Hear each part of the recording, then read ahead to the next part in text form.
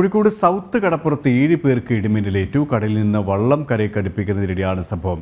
7 പേരെയും Kozhikode beach general ആശുപത്രിയിൽ പ്രവേശിപ്പിച്ചു. ഇവരുമായി ദിഷ്ന ചേരുകയാണ്. ദിഷ്ന, നേരത്തെ സൂചിപ്പിച്ചതുപോലെ തന്നെ 7 പേർക്കാണ് ഇടിമിന്നലേറ്റത്. ഇവരുടെ ആരോഗ്യനില എങ്ങനെയാണ്?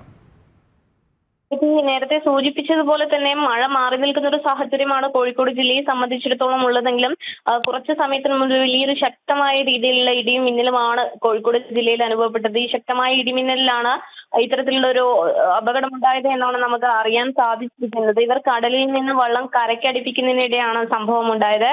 7 പേരെയും കോഴിക്കോട് ജില്ലാ ജനറൽ ആശുപത്രിയിൽ, ബീച്ച് ആശുപത്രിയിൽ ഇപ്പോൾ പ്രവേശിപ്പിച്ചിരിക്കുകയാണ്. ഇവരുടെ പേര് വിവരങ്ങൾ ഇങ്ങനെയാണ്: അഷറഫ്, അനിൽ, ഷെരീഫ്, മനാഫ്, സുബൈർ, സലീൻ, അബ്ദുൾ ലത്തീഫ് എന്നിവർക്കാണ് ഇടിമിന്നലേറ്റത്. ഇതിൽ ഒരാളുടെ നില, ആരോഗ്യസ്ഥിതി പറയുകയാണെങ്കിൽ ഒരാളുടെ നില വളരെ ഗുരുതരമാണ് എന്നൊരു കാര്യമാണ് നമുക്ക് അറിയാൻ സാധിച്ചിട്ടുള്ളത്.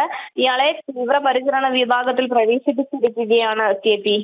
ദിഷ്ന, ഒപ്പം ഈ മഴ മാറി നിൽക്കുന്ന, അത്രത്തോളം മഴ കനത്ത് പെയ്യുന്നൊരു സാഹചര്യം ജില്ലയിലില്ല എങ്കിലും നേരത്തെ കാലാവസ്ഥാ വകുപ്പ് മുന്നറിയിപ്പ് നൽകിയിരുന്നു ഇടിമിന്നലോട് കൂടിയ ഒരു മഴയായിരിക്കും ഉണ്ടാവുക എന്ന്. അതുകൊണ്ട് തന്നെ ഒരു അതീവ ജാഗ്രത പുലർത്തേണ്ട ഒരു സാഹചര്യം തന്നെയാണ് ജില്ലയിലുള്ളതല്ലേ?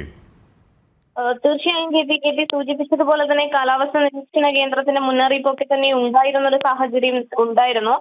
കൂടാതെ തന്നെ വലിയ ശക്തമായ രീതിയിലുള്ള ഒരു മഴ ജില്ലയെ സംബന്ധിച്ചിടത്തോളം ഇതുവരെ അനുഭവപ്പെട്ടിട്ടില്ല എന്ന് തന്നെ നമുക്ക് പറയാൻ സാധിക്കും. എന്നാൽ കഴിഞ്ഞ കുറച്ച് സമയത്തിന് മുൻപ് അതിശക്തമായ ഇടിയും മിന്നലുമാണ് അനുഭവപ്പെട്ടത്. ഈ ഇടിയും മിന്നലിലുമാണ് ഇത്തരത്തിലൊരു ദുരന്തം ഉണ്ടായത്. 7 പേർക്കാണ് ഇത്തരത്തിൽ ഇടിമിന്നലേറ്റ് ആശുപത്രിയിൽ പ്രവേശിപ്പിക്കേണ്ടതായി വന്നത്.